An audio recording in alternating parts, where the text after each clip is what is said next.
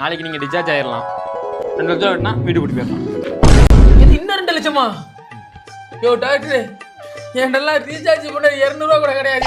Recharge பண்ணதுக்கு இன்னும் 2 லட்சம் ரூபா கேட்குறியா? ஏற்கனவே 5 லட்சமா ஆயிடுச்சியா? நல்லா இருப்பையா?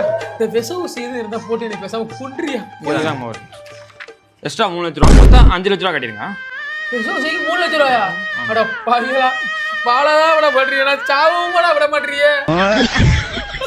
டாக்டரு, நீ டாக்டரா இல்ல டாக்டரான்னு எனக்கு தெரியலடா. நான் குடிச்ச அந்த அரை மூடி பூச்சி மருந்துக்கு அரை டீப்பை உள்ள விட்டுதான் நீ நேரம் அதை வெளில எடுத்துக்க. இல்லையா கொஞ்சம் உப்புல 2 லெமனை புளிஞ்சு போட்டு உள்ள ஊத்தினா அதுவா வெளில வந்துருக்கு.